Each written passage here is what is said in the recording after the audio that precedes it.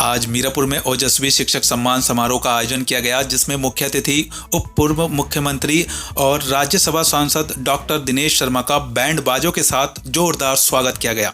उन्होंने अपने भाषण में देश की संस्कृति, इतिहास और शिक्षकों के जीवन के विषय में उपस्थित शिक्षक व लोगों को जानकारी दी।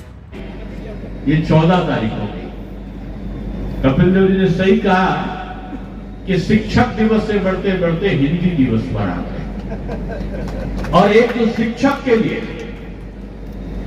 हिंदी भाषा निज भाषा उन्नत है, सब उन्नत को मूल। ये जो निज भाषा है ये सभी उन्नति का मूल है। हिंदी दिवस के अवसर पर ओजस्वी मन पत्रिका के संपादक पंडित दीपक कृष्णात्रे द्वारा मीरापुर के ग्रैंड सहनाई बैंक्वेट हॉल में ओजस्वी शिक्षक सम्मान समारोह का आयोजन किया गया। कार्यक्रम में मुख्य अतिथि पूर्व उप मुख्यमंत्री और राज्यसभा सांसद डॉक्टर दिनेश शर्मा ने कहा कि आज हिंदी दिवस है, हमें अपनी भाषा संस्कृति का सम्मान करना चाहिए। आज हिंदी को पूरा विश्व जानता है, ये हमारी संस्कृति की धरोहर है और सभी वर्गों को एक साथ जोड़कर रखती है। माननीय प्रधानमंत्री जी ने कहा है कि सभी भारतीय भाषाओं का सम्मान, ये हमारी पहचान है। उन्होंने कहा कि विदेशी इतिहासकारों ने हमारे देश का इतिहास बदल कर रख दिया। विदेशी इतिहासकारों ने अपने देश की संस्कृति को छुपाया है और जाति तथा वर्गों में बांटने का कार्य किया है। भाजपा सरकार युवाओं, महिलाओं और किसानों पर विशेष ध्यान दे रही है। सरकार द्वारा किसानों की आय दोगुनी करने, फसल का मूल्य निर्धारण और किसान सम्मान निधि द्वारा किसानों के हित में कार्य कर रही है। युवाओं के लिए कौशल विकास योजना चलाई गई है, जिससे युवा छात्र जुड़कर ट्रेनिंग ले रहे हैं तथा विभिन्न क्षेत्रों में रोजगार पा रहे हैं। महिलाओं के लिए उज्ज्वला योजना, शादी योजना, घर घर शौचालय योजना देकर नारी सम्मान किया जा रहा है।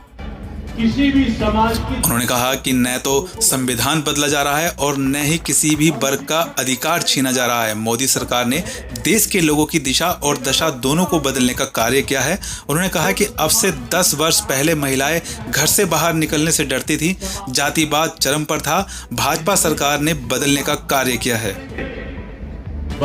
इस दौरान कुंवर देवराज पवार, सरदार मेजर सिंह, सत्यप्रकाश रेशु, पंडित सुनील भराला आदि भारी संख्या में लोग उपस्थित रहे। मैं बच्चों आपसे कहूंगा, अपने माता पिता के सम्मान के साथ साथ अपने गुरुमुख के सम्मान के साथ जाता है। इसलिए एक बार का मैं प्रसंग बताता हूं कि चंद्रगुप्त मौर्य को तैयार करने वाले उनके गुरु थे, उनके शिक्षक थे चाणक्य। और चाणक्य ने धनानंद का अपमान का बदला लेने के लिए एक साधारण व्यक्ति को राजा बना के सम्राट चक्र चंद्रगुप्त विक्रमादित्य बन गए, चंद्रगुप्त बन गए। और जब चंद्रगुप्त बन गए तो चाणक्य ने यानी शिक्षक ने सिकंदर ऐसे महान योद्धा को चंद्रगुप्त से परास्त कराने का काम किया। और जब सेल्यूकस जो चंद्रगुप्त का सेनापति था वो चंद्रगुप्त से परास्त हो गया, तो उसने प्रस्ताव रखा कि सेल्यूकस जो यूनान का था और सिकंदर का सेनापति था, उसने प्रस्ताव रखा कि हम अपनी पुत्री का विवाह चंद्रगुप्त से करना चाहते हैं। अब आप देखो, एक विदेशी अपनी बेटी का विवाह चंद्रगुप्त से करना चाहता है, तो चंद्रगुप्त चाणक्य के पास जाते हैं, यानी शिक्षक के पास जाते हैं और कहते हैं, गुरुवर, विदेश की संस्कृति हमारी संस्कृति में आ जाएगी और वो सेल्यूकस अपनी पुत्री का विवाह मुझसे करना चाहता है, आपकी क्या आज्ञा है? तो जानते हो चंद्रगुप्त ने क्या कहा?